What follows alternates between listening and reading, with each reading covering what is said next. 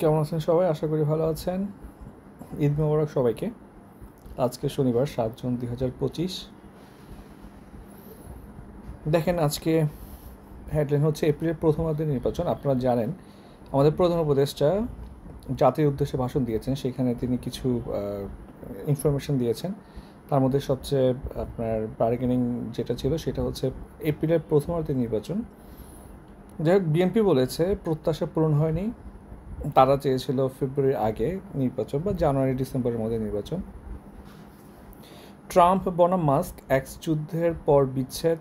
আপনারা জানেন যে ট্রাম্পের সাথে মাস্কের হচ্ছে একটা ভালো সম্পর্ক ছিল, বিশেষ করে নির্বাচন হওয়ার আগেই মাস্ক মোটামুটি একদম ওপেনলি ট্রাম্পের পক্ষে প্রচারণা করে এবং সে মানে $1 মিলিয়ন মতো পুরস্কার দেয় অনেক মানুষকে, যারা সুইং ভোটার যারা ছিল। দেখেন, কিছু ভোটার হচ্ছে আপনার বাইডেনকে দিবে বা ওদের দলকে দিবে, কিছু ভোটার হচ্ছে আপনার ট্রাম্পের দলকে দিবে, আর কিছু ভোটার থাকে সুইং ভোটার যারা আসলে এখন ডিসিশন নেয় না যে তারা কাকে ভোট দিবে। তো এই সুইং ভোটারদেরকে সবচেয়ে বেশি মোটিভেট করছে মাস্ক। তবে ট্রাম্পও একজন আলফা পার্সোনালিটি, মাস্কও same alpha. So alpha male দুইটা একসাথে থাকতে পারবে না। মানে এটা মোটামুটি একটা শিওর ছিল, কিছু কিছু ইস্যুতে তাদের মধ্যে একটা মানে ফেস টু ফেস ঝামেলা হবে এবং সেটা এত দ্রুত হবে সেটা আসলে আপনার অত বেশি মানে ভাবি নাই আর কি। ভাবছি হবে, বাট টাইম লাগবে। বিশেষ করে মাস্কের হচ্ছে আপনার কোম্পানির মার্কেট শেয়ার প্রচুর ফল করছে ট্রাম্পের সাথে ঝামেলার পর, এবং ট্রাম্প আসার পরপর কিন্তু মাস্কের কোম্পানিগুলোর শেয়ার বাড়ছিল। তা আমি ভাবছিলাম যেহেতু হচ্ছে বিজনেস এখানে ইস্যু আছে, হয়তো ট্রাম্পকে সহ্য করার ট্রাই করবে। যাই হোক, দেখেন, যানজটে আটকে ভোগান্তি নিয়ে বাড়ি ফেরা।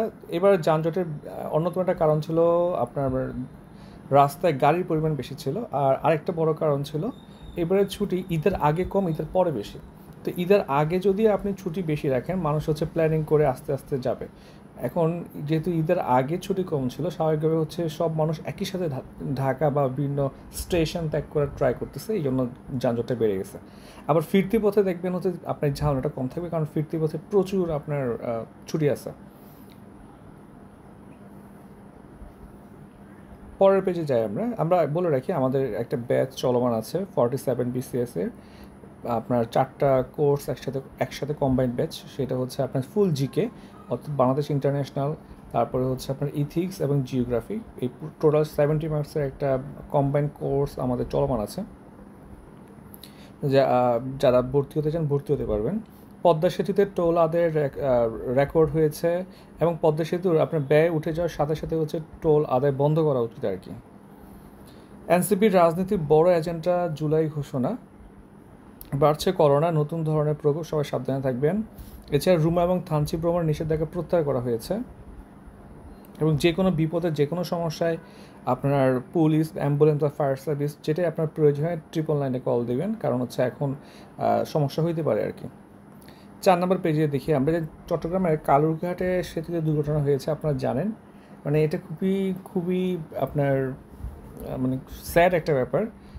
আপনার ট্রেনটা যখন আসছিল তখন একটা সিএনজি সম্ভবত নষ্ট হয়ে যায়, ফলে হচ্ছে পুরো জ্যামের মতো লেগে যায়, অনেকগুলো গাড়ি আটকে থাকে ট্রেনটার। তখন আপনার নিয়মই হচ্ছে এটা খুবই স্লো চালাবে, কারণ সেতুটা অনেক পুরাতন।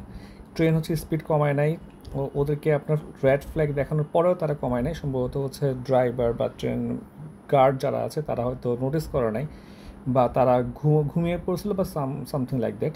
এবং হচ্ছে অনেকগুলা মানে ক্ষয়ক্ষতির শিকার হয়, একটা বাচ্চা মেয়েও মারা যায়, মোট 3 থেকে 5 জন সম্ভবত মারা যায়।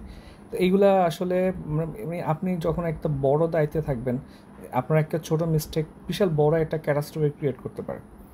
হ্যাঁ, সো একটু সবাইকে সচেতন থাকা লাগবে, কারণ এই ধরনের একটা বাস আপনি ব্রেক করলেন না, একটা মানুষ মারা গেল, আপনার হয়তো সাংখ্যিকভাবে কম মনে হচ্ছে একজন মানুষ, কিন্তু একটা মানুষের সাথে আসলে কতগুলো মানুষ কানেক্টেড থাকে এটা হচ্ছে ফিল করা শেখা লাগবে আর কি আমাদের। ঈদের 6 সিনেমা কোনটিতে কী আছে দেখেন। মোটামুটি বাংলা ছবির একটা চেঞ্জ আসতেছে।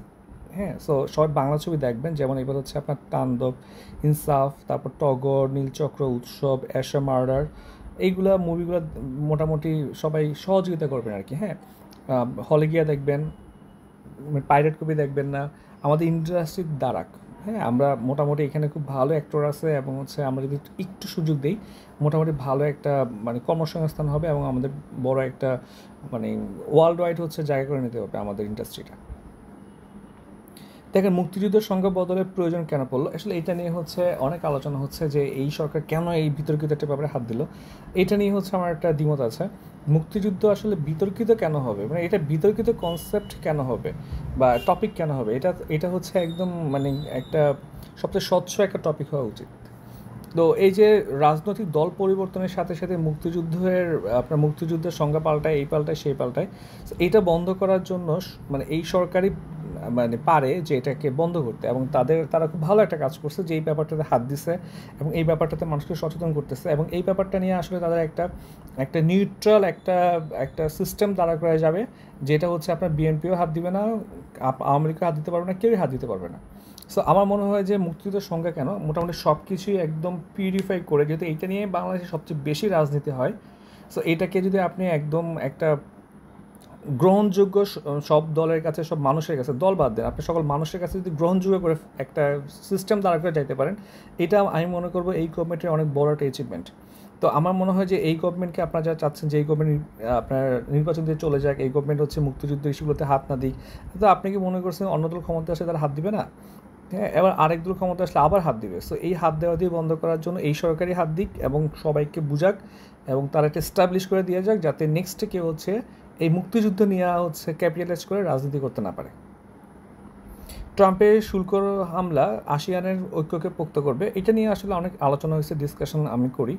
যত বেশি আপনার এই শুল্ক হামলা কিংবা হচ্ছে ধরেন ট্রাম্প বা পুতিন বা এই ধরনের যেই আপনার বিগ ফিশগুলো আছে, ওরা যত বেশি কট্টর হয়ে যাবে, ন্যাশনালিস্ট হয়ে যাবে, তত বেশি আপনার এই যে রিজনালাইজেশনের ব্যাপারটা বেড়ে যাবে। রিজনালাইজেশন হচ্ছে ব্যাপারটা কি, যেমন ধরেন আসিয়ান কিংবা হচ্ছে SAARC, African union, European union, ওরা এখন দেখেন যে ইন্টারন্যাশনাল যেই আপনার সংগঠনগুলো আছে, যেমন হচ্ছে আপনার বিগ বিগ সংগঠনগুলো, যেমন হচ্ছে ইউএন, হ্যাঁ ইউএন কিংবা হচ্ছে যে বড় বড় এনজিওগুলো আছে, ওরা এখন ওইখান থেকে বের হয়ে, কারণ ইউএন হচ্ছে এমন একটা এত বড় যে এটা আসলে কমপ্লেক্স হয়ে গেছে, গাজাতে প্রচুর মানুষ মরতেছে, এখানে সবাই সাপোর্ট দিচ্ছে যে সিজফায়ার হওয়া লাগবে, কিন্তু শুধুমাত্র একটা ভোট ইউএসএ দেওয়ার কারণে পুরো কলাপস করছে, পুরো রেজুলেশনটা কলাপস করছে। এইগুলো থেকে বের হয়ে আপনি অ্যাকচুয়ালি কন্ট্রিবিউশন রাখতে পারেন বা একদম সিগনেটারি কিছু করতে পারবেন হচ্ছে আপনি ছোটো ছোটো ব্লক করে, যেমন সার্কটাকে যদি আমরা দাঁড় করে দিতে পারতাম, বা আসিয়ানটা সবচেয়ে বড় এখন একটা সাকসেসফুল একটা সংগঠন বলা হয়, ঠিক আছে। এবং এখন কিন্তু খুব ভালো আগাচ্ছে জিসিসি, ঠিক আছে। জিসিসি কিন্তু ওরা এখন আপনার বর্ডারলেস একটা রিজন করার ট্রাই করতেছে, একটা মুদ্রা আনার ট্রাই করতেছে, ওদিকে হচ্ছে আপনার আফ্রিকান ইউনিয়ন নিয়ে কাজ করার ট্রাই করতেছে, ওদিকে আরব লীগ আছে। সো মোটামুটি এইগুলো যদি একটু স্ট্রং হয়ে যায়, এটা সবচেয়ে বড় হচ্ছে এটা হবে হচ্ছে ইন্টারন্যাশনাল সংগঠনগুলোর জন্য, তখন ইন্টারন্যাশনাল সংগঠনগুলো একটু প্রেশার ফিল করবে, ওরাও চেঞ্জ হওয়া লাগবে। যাই হোক, দেখেন আসিয়ান মোটামুটি ওরা যেটা আসিয়ানের সবচেয়ে বড় যে ব্যাপারটা শক্তিশালী হওয়ার পিছনে যেটা সবচেয়ে বেশি আপনার ফ্যাক্টরি হিসেবে কাজ করছে, সেটা হচ্ছে শক্তিশালী নেতৃত্ব। যে আসিয়ানভুক্ত দেশগুলো আপনার দ্বিপাক্ষিক ব্যাপারে খুব একটা মাথা ঘামায় না, ইন্টারন্যাশনাল পলিটিক্সে খুব একটা আগায় না, ওদের একটাই গোল থাকে যে আমরা আমাদেরকে নিয়ে ভালো থাকি। যেমন তারা হচ্ছে মুক্ত বাণিজ্যে ফোকাস করে 2003 সালে আসিয়ানের বাইরে আসিয়ানের সাথে বাইরের দেশগুলোর বা বিশ্বের হচ্ছে $618 বিলিয়ন বাণিজ্য হয়েছিল। 23 সালে যেটা দাঁড়ায় হচ্ছে $2.8 ট্রিলিয়ন। এবং আপনি খুব কমই দেখবেন চীন ছাড়া আসিয়ানের দেশগুলোর সাথে খুব একটা কারো কোনো সম্পর্ক নেই, ধর্ম মহরম নেই, ওরা ওদেরকে নিয়ে ভালো আছে। যদিও আপনি জানেন যে আরসিইপি হওয়ার পরে মোটামুটি ওরা একটু ইন্টারন্যাশনাল পলিটিক্সের দিকে মুভ করতেছে, বাট স্টিল ওরা যথেষ্ট পরিমাণ নিউট্রাল থেকে বিজনেসটাকে হচ্ছে প্রায়োরিটি দিচ্ছে। সো এই যে ট্রাম্প যেই ট্রেডগুলো দিচ্ছে, এই ট্রেডগুলো থেকে ওরা খুব ইজিলি নিজেদেরকে প্রোটেক্ট করতে পারবে, নিজেদেরকে টেক কেয়ার করার মাধ্যমে। একা বড় হওয়া যাবে না, আপনাকে 10 জন নিয়ে আগানো লাগবে। যেমন গত 48 বছর ধরে আসিয়ানের কোনো বৈঠক মিস হয় না, মানে প্রতিটা বছর তারা হচ্ছে সম্মেলন করছে। অথচ সার্কে দেখেন, সার্কে হচ্ছে আপনার সম্মেলন বন্ধ আছে বছরের পর বছর। এটা হচ্ছে ওদের স্ট্রেংথ। দেখ, আমাদের মনে হচ্ছে আসিয়ান থেকে শেখা উচিত। এবং আসিয়ান যে রিজিওনাল ফোরামটা করা হয়েছে ARF, এখানে কিন্তু আপনার প্রায় 26-27টা মেম্বার আছে। তো এইখানে এটা এইসব মানে এটা যত এক্সটেন্ড করবে, আমার পার্সোনালি মনে হচ্ছে তত বেশি এটা উইক হয়ে যাবে, এক্সটেনশনের প্রয়োজনে ওরা যথেষ্ট ভালো আছে আর কি এখন। দেখেন শেষ পাতা, লতা গুল্ম কেটে আকাশমণি রোপণ, খাদ্য সংকটে হাতি। দেখেন এই যে বনগুলো যেগুলো আছে, এখানে আসলে যে পরিবেশটা একটা লং পিরিয়ড ধরে হইতে হইতে হইতে হইতে এরপরে সেটা একটা সাম্যাবস্থায় চলে আসছে।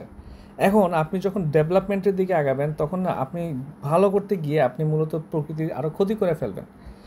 এই জন্য প্রাকৃতিক কোনো কিছুতে আপনার হাত দেওয়ার প্রয়োজন নেই যতক্ষণ না পর্যন্ত এটা আপনাকে ডিস্টার্ব করতেছে, এবং প্রকৃতি কখনোই কাউকে ডিস্টার্ব করে না।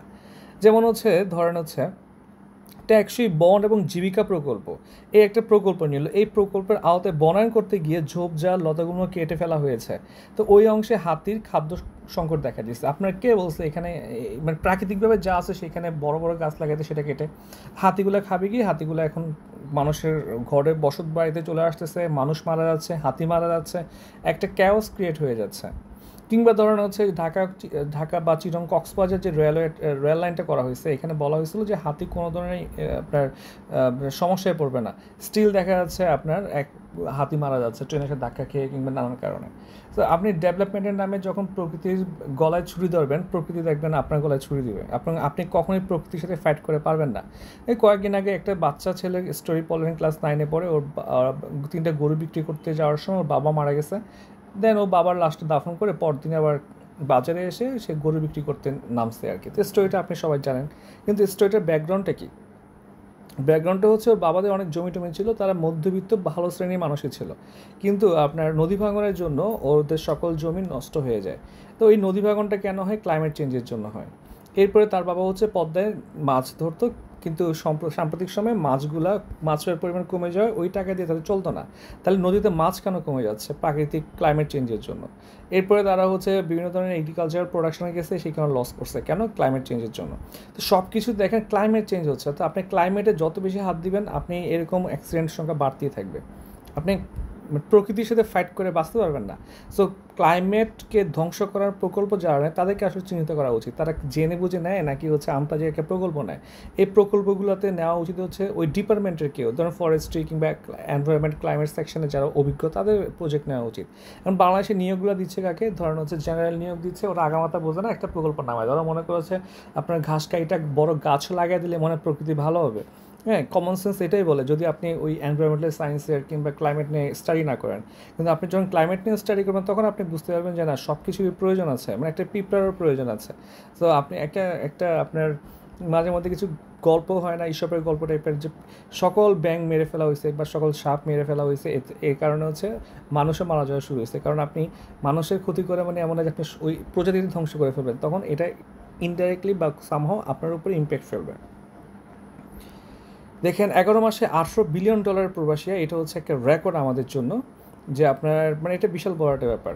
সো যারা প্রবাসী আছেন তাদেরকে ধন্যবাদ, এবং আমরা যারা আছি প্রবাসীদের নিয়ে কাজ করি কিংবা তাদের রিক্রুটিং, তাদেরকে পাঠানো নিয়ে কাজ করি, এখানে একটু সচেতন থাকা লাগবে যাতে তাদের কোনো সমস্যা না হয়, ফ্রড না হয় তাদেরকে নিয়ে।